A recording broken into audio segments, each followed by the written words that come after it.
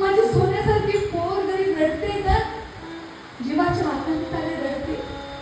घरात एक दाना नाही, लेकर 8 दिवस झाले उपाशी.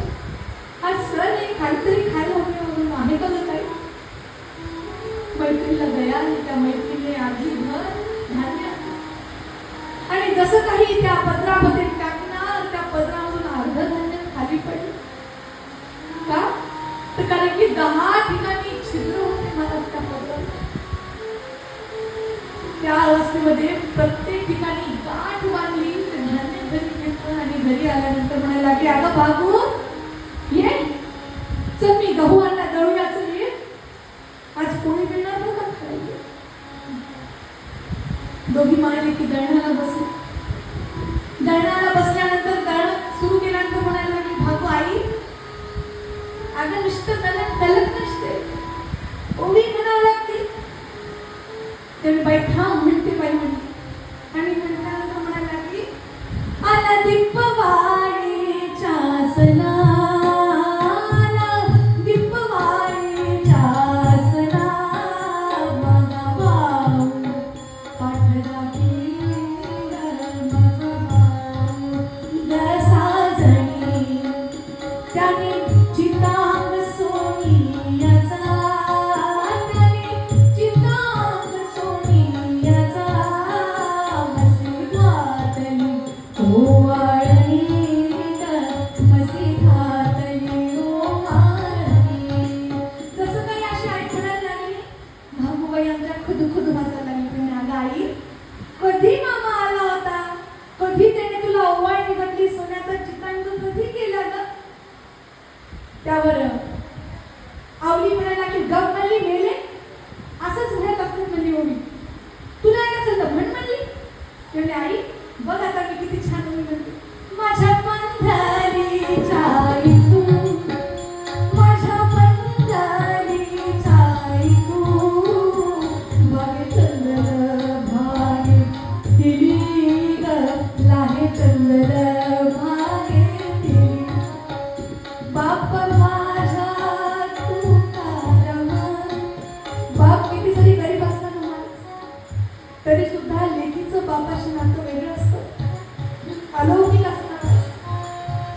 बाप माझा तुकाराम, बाप माझा तुकाराम वाहे तुळशीची मंजिरी ग, वाहे तुळशीची मंजिरी. मुली मेले अगं बापाच्याच लक्षणावर चाललीस की ग म्हणली. त्या काळ्याचं नाव घेऊ नकोस म्हणली, खायला घरी दाना नाही म्हणली आपल्या इथं आणि निघालीस त्या काळ्याचं नाव घ्यायला. तेवढ्यातच दारामध्ये अनवेळ हा फकीर आलाच खनिरांजन.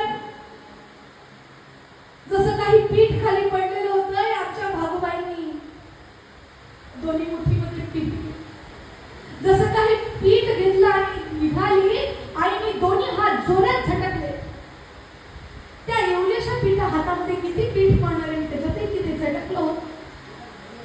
म्हणायला लागली नको नको बोलूया बली, न बाबा बली भारत बली, पीठ शाळेला पीठ शाळेला नको देऊ आज मला भाकरी खायला. म्हणायला लागली अहो संत तुकाराम, म्हणायला लागली आई आज मला भाकरी देऊ नकोस. पण एखादा याचक आपल्या दारावरती आल्यानंतर जर का विमुख जात असेल तर माझ्या बाबांना ते आवडतात. संतांचं लेकरू आहे महाराज, ते संतासारखंच असतं.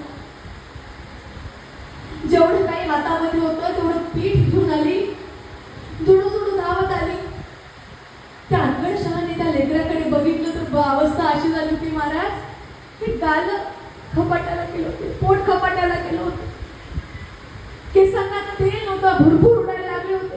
त्या अवस्थेमध्ये त्या लेकरानं जेवढं काही हाताला होतं तेवढं सगळं त्या कटोऱ्यामध्ये झटकलं. 3-4 शिंपडे काय पडले असतील, पण झालं असं क्षणार्धात तो कटोरा भरवून आला.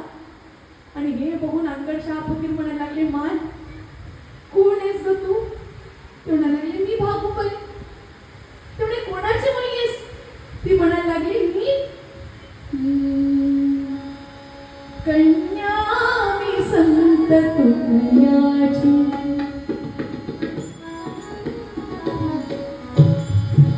हो कन्या मी संत तुकयाची, गरीबाची कुणब्याची, गरीबाची कुणब्याची, कन्या मी संत तुकयाची, कन्या मी संत तुकयाची.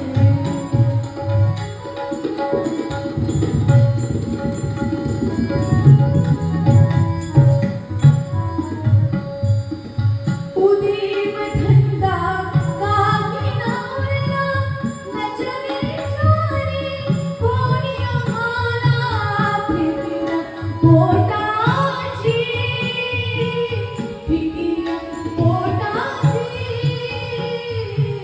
कन्या मी संत तुकयाची, गरीबाची कुणब्याची, कन्या मी संत तुकयाची, कन्या मी संत तुकयाची, कन्या मी संत तुकयाची.